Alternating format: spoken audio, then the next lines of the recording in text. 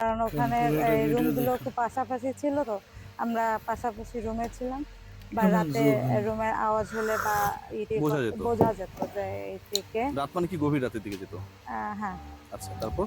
তো একদিন এরকম একজনের সাথে মানে হয় যে ও সে হচ্ছে তার দেখা যাচ্ছে তার রুমের বেলকনি থেকে বের হচ্ছে হুম। এবং তখন ওই রুমের মঞ্জু সাহেবের বেলকনি থেকে বের হচ্ছে। জি জি। টপকে আরেক রুমের বেলকনিতে আসছে। নিজের রুমের বেলকনিতে যাচ্ছে। জি, নিজের রুমের বেলকনি। যেই মেয়েটা দেখে ফেললো, হুম। ওই মেয়েটার ন্যাশনাল টিমে পরবর্তীতে কি হলো বা পরবর্তী রেস্ট অফ দ্য ট্যুরে তার সাথে আচরণটা কেমন ছিল?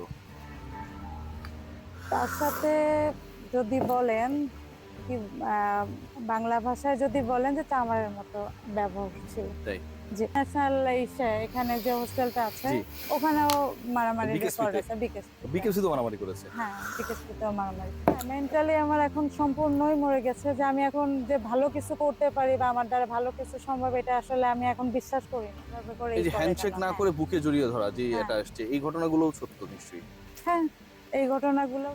এটা কি ব্যাপারটা অনেকটা এরকম যে অনেকেই আহ, যারা নিপীড়ক তারা যা চাইতেন তাদের সাথে এমনিতে এগ্রিড হয়ে যেতেন, আর যারা আসলে পুরো ব্যাপারটা মানতে পারতেন না বা সায় দিতেন না তারা শত্রু হয়ে যেতেন। ব্যাপারটা কি অনেকটা এরকম বলা যায়? ব্যাপারটা সম্পূর্ণই এরকম। দেখ,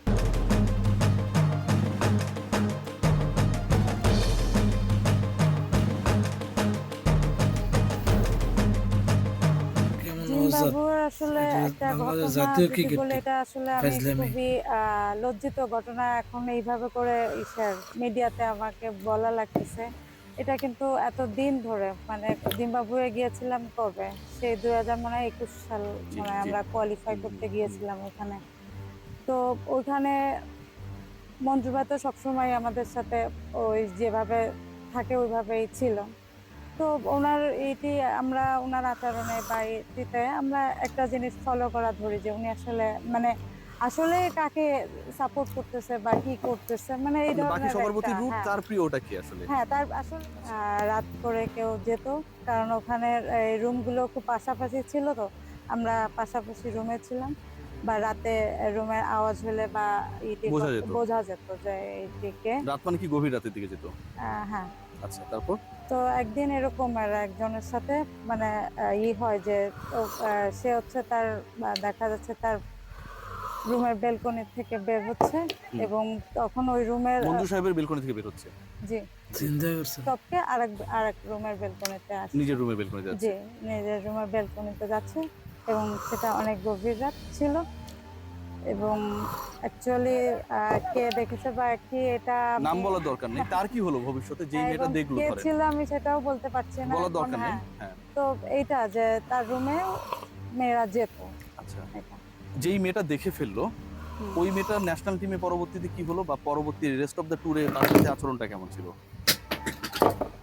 তার সাথে যদি বলেন কি আহ, বাংলা ভাষায় যদি বলেন যে চামারের মতো ব্যবহার ছিল। তাই? যে একমাত্র ওই ট্যুর এটা থেকে জুতা যে দিয়ে ওই পিটতে মেয়েটাকে যে বার করার পরিমাণ দরকার আগে। মেন্টালি প্রেসার হ্যাজ করা হয়েছে মেন্টালি ভাবে, যে কারণ সে জিনিসটা দেখে ফেলেছে। তা এটা আসলে বলার বাইরে। বেলকনি টপকে বের হতে দেখলো গভীর রাতে, সেই মেয়েটার উপর তো অনেক টর্চারের কথা আপনি বললেন। তাকে গালিগালাজ করা হয়েছিল ভবিষ্যতে যে সময়টা তার সাথে ফেস টু ফেস হয়েছে, বা ন্যাশনাল টিমে সে কি আর পরে সুযোগ পেয়েছিল কিনা? না, সে তো ওই ক্যাম্পের পরে আর আর সুযোগ ওইভাবে পাইব? করে ন্যাশনাল টিমে সুযোগ পায়নি আচ্ছা। এবং তাকে ওই মাঠের মধ্যেই মাঠের মধ্যে মানে সাইডে তাকে কুত্তার বাচ্চা বলে একটা গালি দিয়েছিল ছাগলের বাচ্চা ছাগল। এবং ও ওটা প্লেয়াররা গালি দেখা দেয় যাচ্ছে যে ও তো একটু অমানুষ। অন্যরকম, ওটাকে কিন্তু সহ্য করতে পারছিল না। ও কিন্তু হাতে ওর বোতল ছিল, ও কিন্তু বোতল ছুঁড়ে মেরেছে। তাই? জি। এত ভয়াবহ ঘটনা ঘটেছে। আমি একটু জানতে চাই আপনাদের ক্যাপ্টেন। বোতল তার গায়ে ছুঁড়ে মারেনি, না, মানে নিচে মাটিতে বা মাটিতে। ভূমিতে, হ্যাঁ। হ্যাঁ, এটা কি তা ব্যাপারটা গায়ে অনেকটা মারা এরকম যে দরকার ছিল, অনেকেই জুতা মারা দরকার আহ, ছিল গায়ে। যারা নিপীড়ক তারা যা চাইতেন তাদের সাথে এমনিতে এগ্রিড হয়ে যেতেন, আর যারা আসলে পুরো ব্যাপারটা মানতে পারতেন না বা সায় দিতেন না তারা শত্রু হয়ে যেতেন। ব্যাপারটা কি অনেকটা এরকম বলা যায়? ব্যাপারটা সম্পূর্ণই এরকম। দেখা যাচ্ছে যে যারা তার কথা শুনতেছেন তারা তার কাছে খুবই ভালো। যারা দেখা যাচ্ছে তার সাথে একটু যদি 19-20 হয়ে যায় যে জি। তার কথা শুনছে না বা ইচ্ছা পূরণ, তাই বুঝতেছে না ইচ্ছা ব্যাপারটা? মানে অনেকটা ইচ্ছা পূরণও বলতে পারেন, বা তার কথা শুনছে না বা সে কেমন যদি বলে মানুষ ডানে জ্বালানো। যেতে, যদি বলে যে কেন, কেনটুকুও তার সামনে আমরা উচ্চারণ করতে পারতাম না।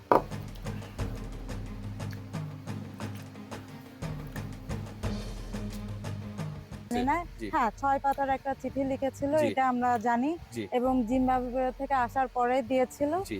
এবং ওই চিঠিটা পাওয়ার পরে আপনার ওকে দেখা যাচ্ছে যে ওর দেয়ালের বাইরে ছিল। চিন্তা করছেন সিটি মানে দিছে জাহানারা আলম এই চিঠিটা বোর্ডে দেওয়ার পরে মানে ওর উপর আরো বেশি দেওয়ার মানে কারণে একে তো জিম্বাবুয়ে মানে তার এবং মধ্যে রিয়েকশন সিলেটে নিছে না আমাদের একটা ক্যাম্প হয় উল্টার ওখানে এইটার উপর রিয়েকশন ইসের আপনার এই সাউথ আফ্রিকায় এই টিম জি আসে। জি তো সে সময় দেখা যাচ্ছে জাহানারা এবং কুবরার উপর খুব অন্যরকমের মানে ওরা যে টিমে প্লেয়ার বা ওরা যে ন্যাশনাল টিমের খেলোয়াড় একটা রেসপেক্ট আলাদা থাকে। জি ওদের সবসময় অনেক দেখা যাচ্ছে আলাদাভাবে রাখতো, ড্রেসিং রুমের উপরে থাকতে হতো, ওদের মানে ভেতরে যেতে দিত না, ওদের প্র্যাকটিস পর্যন্ত ঠিক মতো করতে দিত না। এই ঘটনাগুলো ন্যাশনাল টিমে ঘটেছে জাস্ট আফটার গিভিং। উনি কথা বলা পছন্দ করতো, এটা একটা ওনার আমার কাছে ব্যাড হ্যাবিট মনে হতো।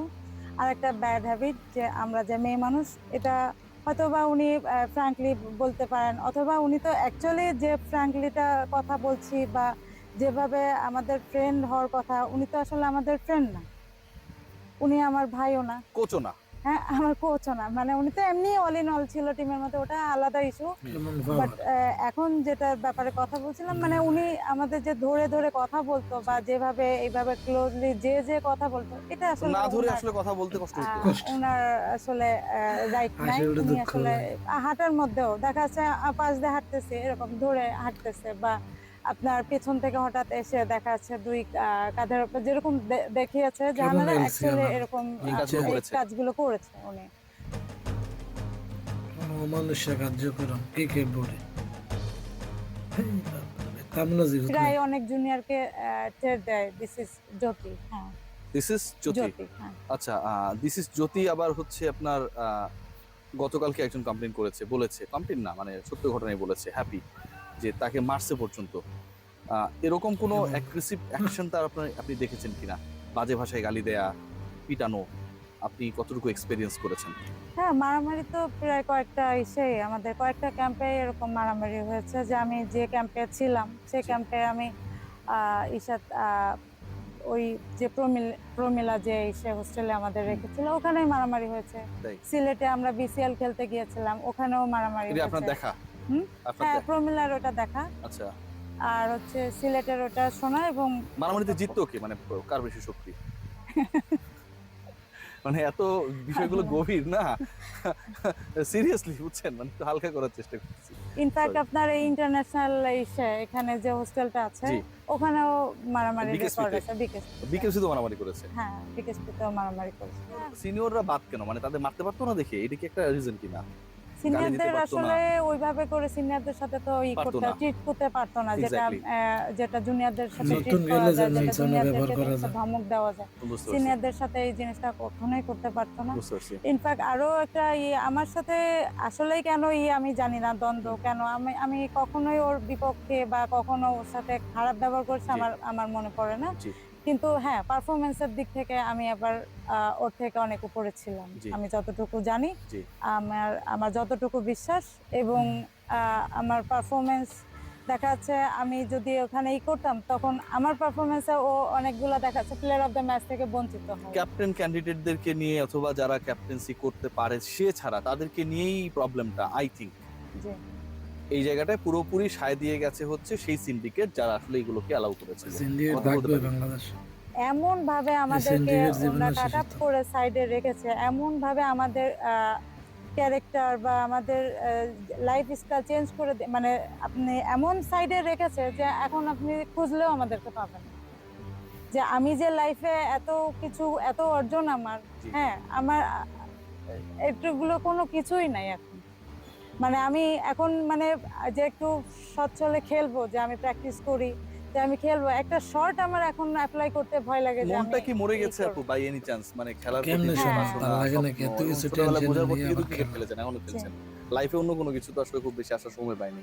না, মানে ওই জায়গা থেকে কি মনটা কি মৃত হয়ে গেছে কিনা, মানে ফিজিক্যালি হয়তো আমরা দেখছি আপনারা কেউ বা অন্য ক্রিকেটারদেরকে যা অ্যালাইভ আপনারা, বাট মেন্টালি কি অনেকেই মরে গেছে কিনা? হ্যাঁ, মেন্টালি আমার এখন সম্পূর্ণই মরে গেছে, যে আমি এখন যে ভালো কিছু করতে পারি বা আমার দ্বারা ভালো কিছু সম্ভব, এটা আসলে আমি এখন বিশ্বাস করি না।